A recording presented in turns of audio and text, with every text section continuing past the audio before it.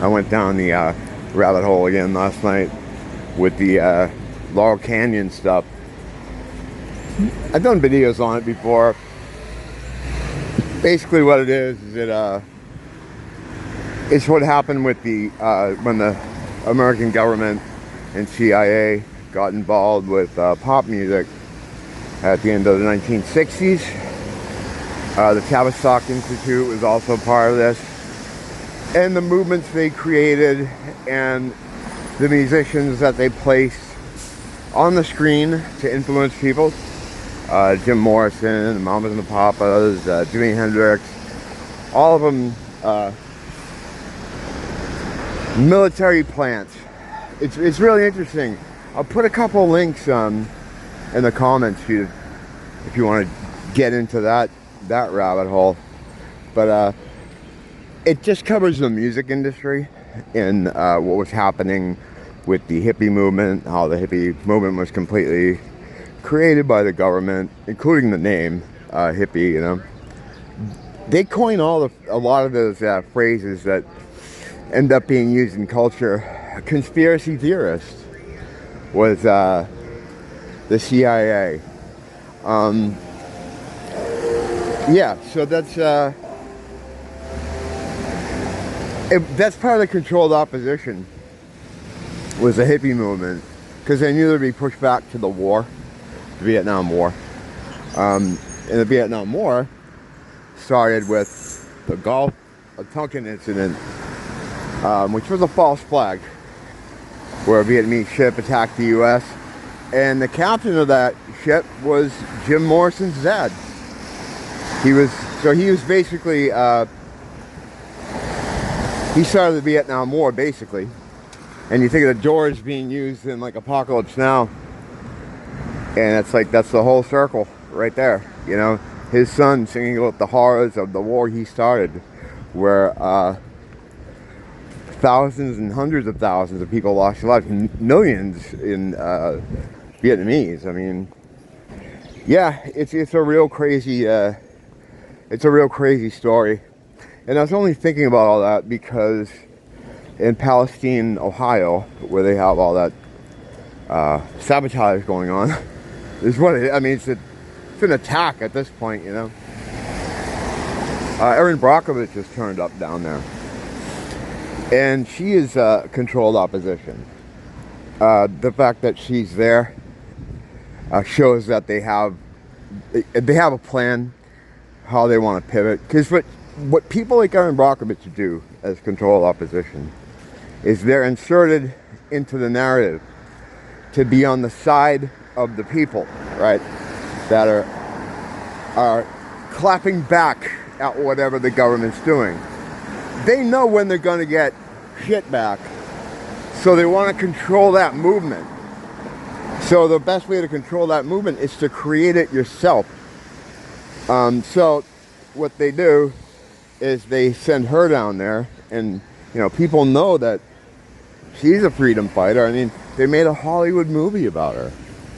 She's played by Julia Roberts, right? So she has to be real. She has to be a good person, right? So she's doing this for all the right reasons, right? Well, that's what people, you know, assume. They assume this shit because, I guess, I don't know, if you don't understand how a lot of stuff works, I guess you just go with it. But so, and what she'll do is, like, anyone that was thinking of clapping back against the government can now say, like, oh, well, she's here, she's going to take care of it. And if they do want to take some kind of action or be involved, they'll fall in line behind her. You know, she'll be able to be like, hey, look, guys, we're going to do this, we're going to do that. Of course, she's Erin Brockovich. Anytime Hollywood makes a movie about an incident or about a person, it's a complete fabrication. But the whole thing is, like, everything is. So that's where it's, you know, hard to get people's head around it. That's why these multi-layered deceptions are really hard to make the uninitiated understand. Because the ultimate bottom line of that situation is anyone you see on a screen is an actor, is manipulated. It's fake. None of it's real. None of it. None of it. I mean, you can hone in on the music industry through the Laurel Canyon stuff I was talking about, or the fighting big corporations, the Erin Brockovich situation. But it's all controlled. It's all controlled. And that's why it's hard to explain to people. So I think what you do is, if you're trying to explain it to someone, don't come at them with the everything's fake thing, because right away they're going to just tune out of that. And like I know I've said, don't worry about normies. No one's coming over. Whoever's woken is already had their like process. But with this in the news and a lot of people asking questions about it, it's, you know, a good time to maybe point out some of this stuff. Not with the intention of like waking someone up, but just to call it out, you know, because the more people you have calling this kind of thing out, the better. I mean, I knew right away from the moment that I saw the name of the town. Well, a lot of us did. We're like, oh, okay. Yeah, we know they're doing it. The chances are, though, all this stuff, any kind of thing like that, is already, it's part of a narrative. It's part of a larger story. What they're doing is they're putting on a show. They're doing a real-time movie for you all the time.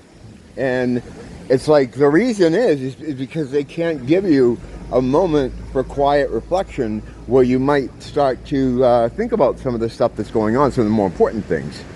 It's that situation where, like, you're in a cage, right? And you're a prisoner, and we are, you know.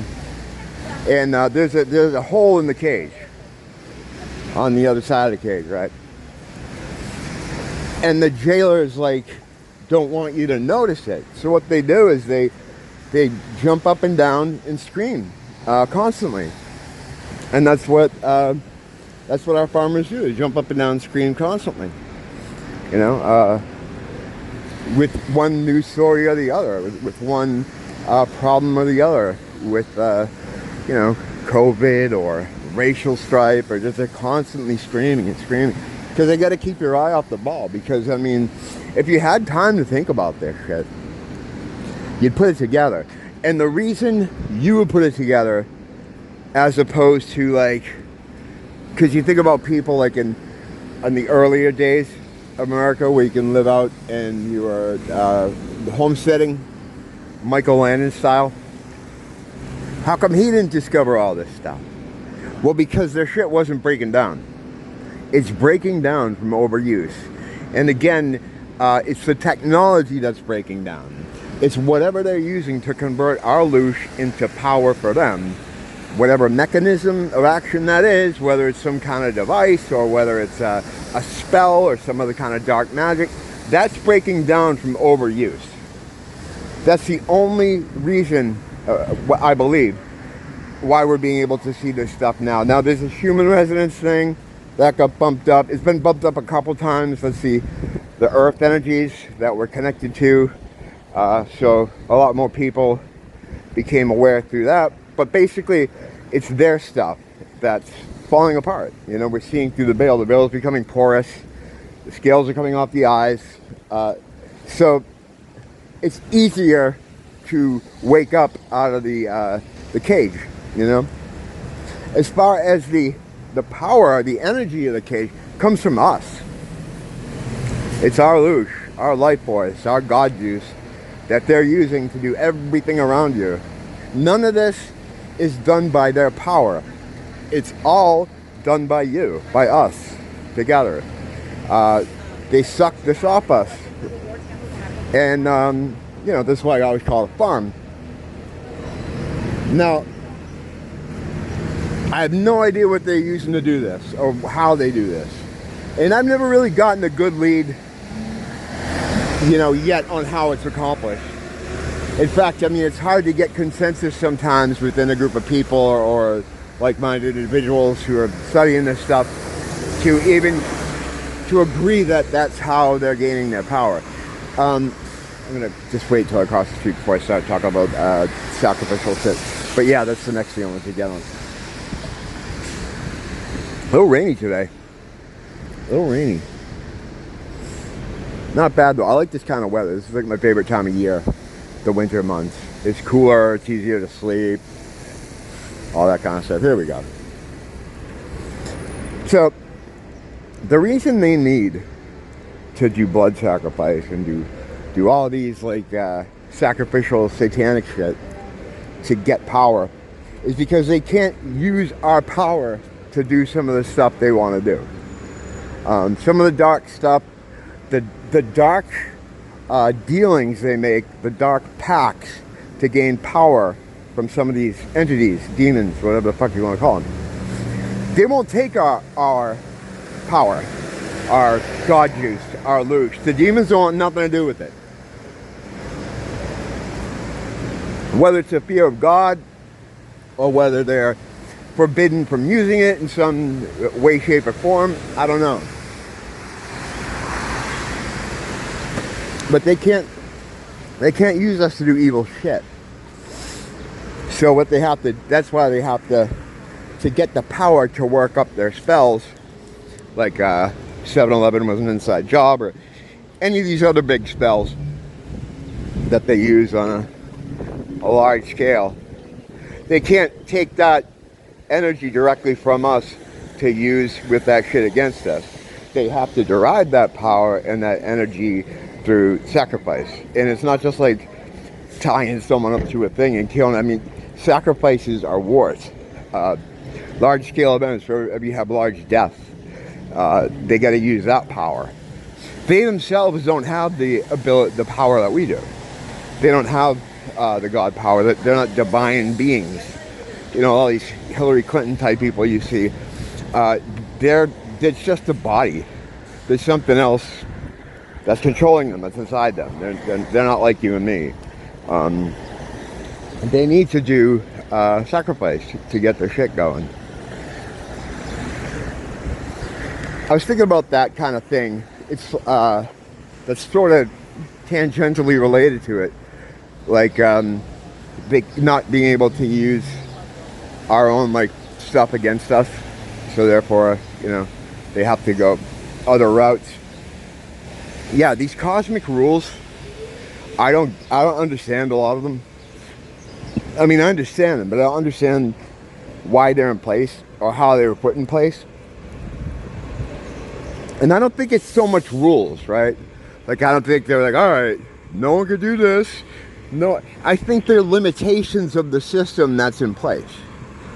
You know, these aren't so much rules, they're more boundaries. Do you know what I mean? I hope you do. And there are things also that, like, it's kind of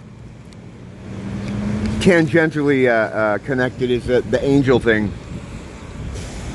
Most people that have had experiences with them, I notice, and in my experiences as well, you don't know until after they're gone.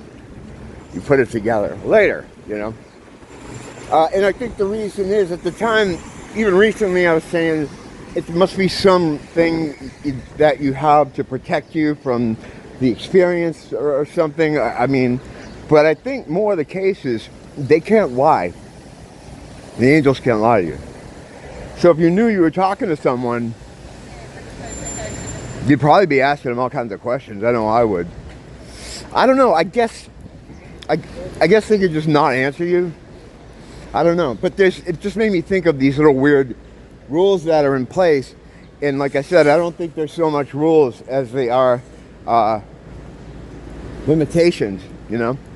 But yeah, the Brockovich showing up there, just to me, it reveals it's completely a plan. You know, because even though they do this kind of shit all the time, people are stupid. Human error is certainly something that can happen. So, I mean, it didn't take very long to realize it wasn't just human error when you see the fucking train was on fire for miles out. Just the name of the place, Palestine. It's like, yeah, okay, we get it. You know, you don't even have to be like a real esoteric bro to kind of understand that, you know. I got that right away. But, yeah, her showing up there is confirmation to anyone that might have been on the fence about how real this narrative, this scenario, this situation was. And the fact that she's out there is scary, because they must plan on doing something really bad, or they must know that there's news coming that's really bad. You know, to dig her up to try to contain what's going on down there, it's just, something's on the horizon that's not good. I mean, I don't know if it's another kind of attack or something, or another kind of derailment. Something about what's already been done is probably really bad. And I mean, you know, you could it's already, when you hear people on the ground there, how they describe what's going on. There's a great researcher that I watch for all the Palestine stuff. I've got to put her link in the comments. Yeah, she's really good. She's like an autist, you know. She's talking about how her brain works. And she was like, yeah, I'll see this thing, and I'll look at that thing, and then I'll go back to thinking about that, like this non-linear kind of way. And I'm like, yeah, I know that feel. That's exactly how I work, you know. I think a lot of people work that way. But yeah, she's great. Check her out. She's up to the minute with shit. And it's real shady, creepy, spooky shit going on down there. Not spooky, I mean, like government spooky. They're offering to come to your house to talk to you about stuff, or to test you, or yeah, it's fucked. It's fucked. It's kind of scary. I would say, I mean, if I lived down there, or anyone that did, if they could, if it's possible, just fucking get out of there while they still can, you know. You know, I don't want to envision anything bad, because I don't know, you know. I don't think it's good to do that, but fuck, you just gotta pray for those people, you know. Just pray for them.